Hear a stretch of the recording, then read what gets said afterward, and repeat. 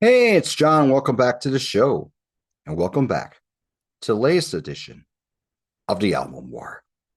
The premise of this series is to talk about two or more bands or artists who had an album with the same title.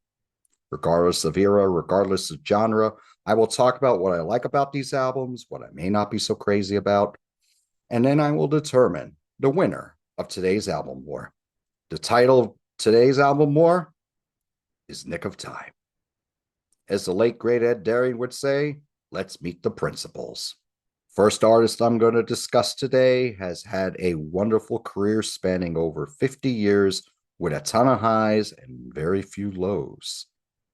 She was more known as a cult artist in the 70s, first party 80s, and then after a few down years when she was dealing with some personal issues and being dropped by her record label, she rose like a phoenix with this, her 10th album, released on March 21, 1989. I'm talking about Bonnie Raitt with her Grammy winning album, Nick of Time.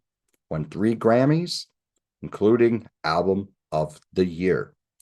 This would be a huge seller for Bonnie Raitt. This is her second biggest selling album. And this would be the first time I would hear Bonnie Raitt's music because she put out a video for the first track on MTV and VH1. The other artist in today's album war is not as well known, but those who know him and this band love them. This artist, songwriter, has been around for many, many years. He recorded a couple albums on a very small label, then went on to a larger label after he was working with Van Morrison on some of his albums in the 1990s. This is the James Hunter Six with their album, Nick of Time. This is James Hunter's 8th album, 4th album listed as the James Hunter Six. This was released on March 6, 2020 on Daptone Records. So with these artists that I'm going to discuss today, we're talking about two albums that are quite eclectic, but we're talking about totally different genres here. And the Bonnie Raitt album, this is the album where I discovered Bonnie Raitt. I knew of her back in the day. When I first when I truly knew who she was when I saw the video for Thing Called Love on VH1 and a little bit on MTV. It was a pretty memorable video where she's playing in a small club and Dennis Quaid is playing the lead and the guy who is checking her out while she's playing and all that. It's a pretty cool video. And I didn't buy the album when it first came out, but I did like Thing Called Love. And I was like, oh, John Hyatt. Yeah, I know John Hyatt. He did Slow Turning. He did Paper Thin. I know this guy. So when the album won the Grammys, and back then I watched the Grammys every year because back then it seemed like the people who won more often than not were, you could argue if they won or not, but you knew they were really good. When she won the Grammy, I bought the album. And some people, that took digs at me. Yeah, you only bought it because it won the Grammy for Album of the Year. Well, and I'm glad I did because I've enjoyed this album for 35 years. Now, with this album, Bonnie went in different directions as far as the music went. Don Was produced this. The recording on here, I think, is aged very, very well. You could say, 1989. It probably sounds like it was recorded in 1989. I still think it holds up. It's warm yet smooth at the same time. What albums can I compare it to that came out around the same time as far as production, recording? If you like the recording of Little Feat's Let It Roll, if you like the recording of Eric Clapton's Journeyman, if you like the recording of maybe Steve Winwood's Roll With It, you'll like the recording here. It's very well recorded. There are a ton of artists playing on here, ton of musicians. It would take me 10 minutes to go through everybody who played on this. When this came out, And I was following this on the Billboard charts back then. This had originally only gone gold and probably hit number 22 on Billboard. Once it won the Grammy, it shot up to number one and it sold a ton of copies. And as I indicated, I was one of the many people who bought the album after that. It went on to sell 5 million copies. Let's go over the tracks on here. We start with the opening track, which has more of a rollicking feel to it. Nice bridge on it. Very nice melody. This hit number 92 on the Billboard Hot 100. It would hit number 10 on the adult contemporary charts. And this song, the title track, would be the third single off the album. Very great way to start out the album. The second song is the first single and video, Thing Called Love, originally written by John Hyatt. Bonnie really shines on here with both her vocal and her wonderful slide guitar playing. She is one of the best slide guitar players out there. And great melody on here, great chorus on it. Very rousing version. She made this song her own. It's hard for me to say. I love John Hyatt's music. If you watch this show enough, you know that I'm a big fan. I guess if I were to decide, I'd probably say this is the stronger version of this song. And I think it's because Bonnie's vocal is very good, especially that slide guitar play. But John Hyatt always recognizes Bonnie for recording this song, because if you go see him live, and I've seen him live several times, before he does this song, he'll always say that this song put my kids through college and it kept tires on the cars all these years. So, it's very high praise. Excellent song. Next, we got Love Letter, which was the fourth single. This was written by Bonnie Hayes. This hit number 35.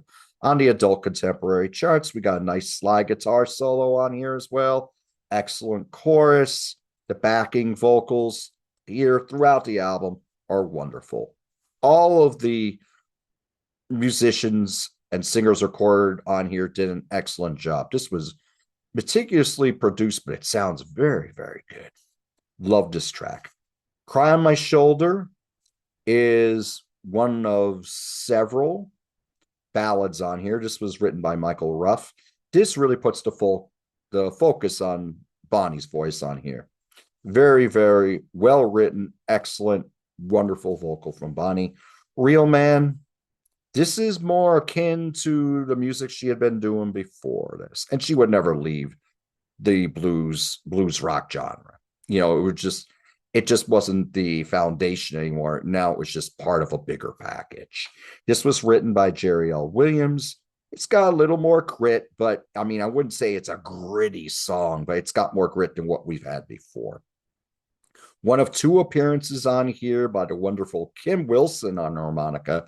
If you know Kim Wilson, you would best know him for being the leader of the Fabulous Thunderbirds for the last 50-some years. Excellent song. This got played a little bit on Rock 107, I believe, back in the day. Nobody's Girl, we got another ballad on here. Very wonderful vocal melody on here, written by Larry John McNally. Very good. Have a Heart was the biggest hit off this album, I believe. This was released after it won the Grammys, if I'm not mistaken, if my memory still serves me correctly. This hit number 49 on the Billboard Hot 100, number 3 on the adult contemporary charts. Very, very mellow. The backing harmonies on here really complement Bonnie's strong lead vocal on here. Very, very good. Too Soon to Tell. Now we're going more into a country feel. So this is where I'm saying this is quite an eclectic album. And then I'll go even further into this as I go through the tracks. Another excellent vocal on here. Very, very good. I Will Not Be Denied. This is similar to Real Man in the fact it's got more of a grittier sound to it. It's blues, but it's not super gritty. How I would compare this as far as the sound. If you listen to Coco Montoya, who's been recording blues albums for decades, he's one of the finest blues guitar players out there. But if you listen to his albums, they're still recorded quite well, quite clean on the songs. Like they're not as gritty as some other blues artists that you hear. There is some smoothness to the production on these albums. It's a little more blues rock, but that's how I would compare a song like I Will Not Be Denied. This sounds like something that Coco Montoya would do. Very well done. I ain't gonna let you break my heart again. There's the jazz ballad. Who's playing the piano but none other than living, breathing legend Herbie Hancock. Again, the focus is on Bonnie's vocal on here. Very well done. This is written by David Lasley. Last track is The Road Is My Middle Name. This is more akin to what Bonnie would do earlier. It's a blues shuffle. Bonnie wrote this one. We got Kim Wilson bringing more goodness on the harmonica. Very nice closer for a very strong album. I think it's held up very well. This is Bonnie Raitt's Nick of Time. Next album I'm going to discuss is the James Hunter Sixes, Nick of Time from 2020. This came out right before they shut everything down. And I bought this at Joe Nardone's Gallery of Sound. I bought it maybe a little bit after they shut things down because you were still able to buy from them through their website. So this was produced by the team of Neil Sugarman, Gabriel Roth, Jonathan Otto, Kimberly Geist, and Stephen Erdman. Now, the James Hunter Six are James Hunter on guitar and vocals, Rudy Albin on drums, Miles Weeks on bass, Michael Buckley on baritone saxophone, Freddie DeBow on tenor saxophone, Adam Scone on organ, and Victor Axelrod on piano. The rhythm section here, very, very tight. Excellent, excellent band. Everything here works very well. The songs are very strong. Production-wise, this sounds like it could have been recorded in 1960 because it's recorded in mono, not stereo, and it's only 8 tracks, not 32 tracks or 64 tracks that we have today. How would I describe the sound? Blue-eyed soul, R&B in English bent. They are from England. Well, James Hunter's from England. And he has had various members in the James Hunter Six. Some were from England, some were from the United States. The opening track was a single. It was released as a 45, as a matter of fact. There were singles, 2 singles on here were released as 45 records. They're very, very old school. I Could Change Your Mind, which is this very cool mid-tempo R&B, great call and response in the chorus. Very, very strong opener. Then we got Who's Fooling Who, which has these horns that weave in and out, are very cool. This is slower in its presentation. Nice vocal here from James. Very, very good. The next track is Till I Hear It From You. This reminds you of Take 5 by the Dave Brubeck Quartet in its delivery. It's not the exact same rhythm, but it's very, very close. It does resemble it. This has the horn lines on it, which are snappier. This is more upbeat than a lot of the other songs are on here. You got the organ weaving in and out. This is very, very cool. I think this is one of the stronger tracks on the album. Next track is Never. Has the organ playing a very strong part in the song. It plays like classic R&B. The sax playing on here is very classy. Great lead vocal here from James on here. Very well done. Missing in Action, we got a nice vocal melody on here. Nice bridge on this. Great harmonies. Great hook in the organ line as well. Then we got the title track, Nick of Time. Now we're on track 6. The vocal interplay on here is very, very strong between James and the backing vocalists. More upbeat. We got a brief harmonica solo on here as well. This is very strong. Brother Other is was another single released on a 45 record off this album. And this one I think is very, very catchy with its melody and its stop-start rhythm, splashes of piano throughout. Very, very tasteful. It feels like it could have been a hit single back in 1960. Ain't Going Up in One of These Things. Nice call and response here again between James and the horns. We got a nice short guitar solo in here from James as well. Take it as you find it. This is slower. This, I think, is another one of the stronger tracks on the album. It has a nice rollicking feel on here. I think a pretty memorable chorus. A lot of personality in the vocals as well. Can't Help Myself is very solid. Nice catchy chorus, nice bridge on here. It's kind of short, as there are a lot of songs on here. How About Now? This is more upbeat. We got a great bridge, great call and response between James and the backing vocals. Those horn lines really drive it. The organ sounds very strong on here as well. Paradise for One.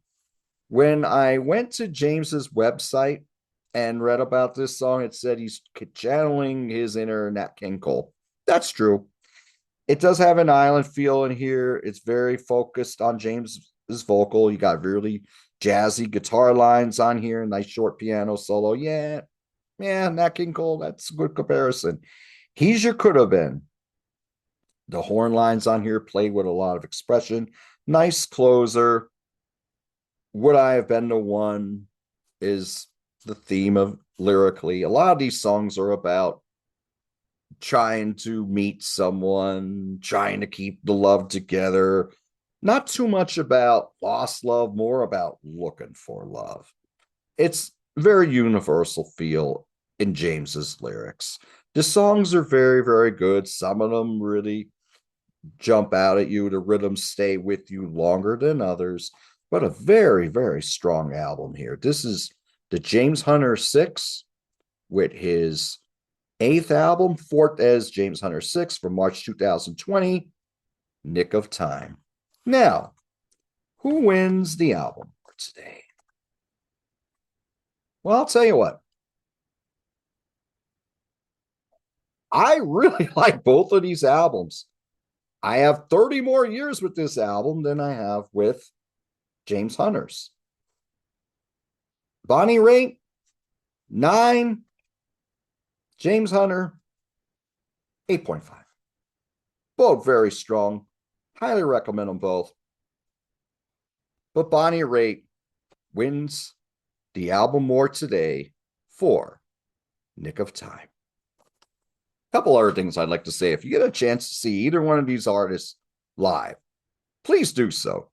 I saw Bonnie Raitt about a month ago, and it was the first time I ever saw her. She was playing up at Bethel Woods Center for the Arts in Bethel, New York. Her and her band put on a tremendous show. They were excellent. I was highly impressed. Her vocals has still held up very, very well. She's still a wicked slide guitar player. Excellent band. The James Hunter 6. I don't think they played the United States as much as they have since COVID hit. I saw them 3 times in consecutive years in 2016 through 2018. They come out, give you about 23, 25 songs in about 80 minutes. James doesn't mess around much on the lead vocals. It's more of a 1, 2, a 1, 2, 3. He talks a little bit. He has a very strong British accent.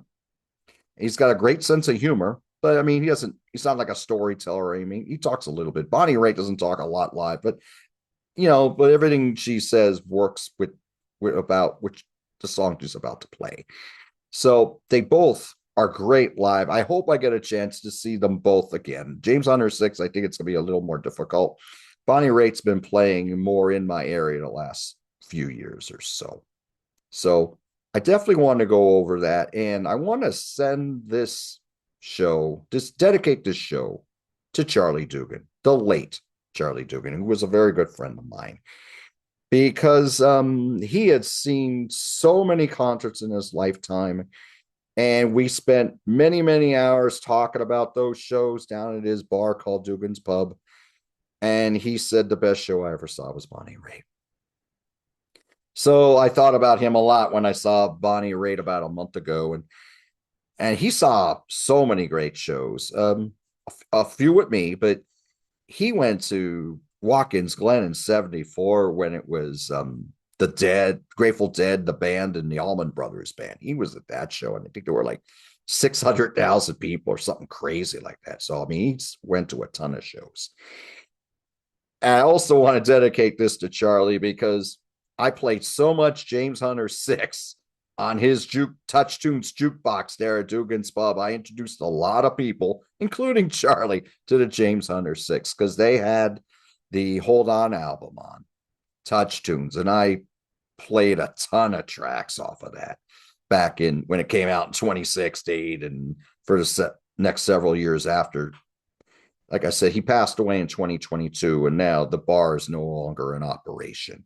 So I wanted to give a shout out to my good friend Charlie on this show for all the great music talk that we had and the great music that he introduced me to and all the great times that I had with everybody there. So, what do you think of these albums? Were you a big fan of Bonnie Raitt before this album came out? Did you discover her on this album like I did? And if you own this album, what are your favorite songs on this album? Have you seen her live? How would you compare this album with her next album, Luck of the Draw, which was her biggest selling album at 7 million copies? Have you listened to the James Hunter 6? Have you been following him since he was backing vocalist for Van Morrison on some of his 90s albums? I believe he might have been on Magic Time. Magic Time is a great album. Have you ever seen him live? What do you think of his kick-ass band? And what are your favorite songs off this album if you've had it, if you have it, or if you've heard it?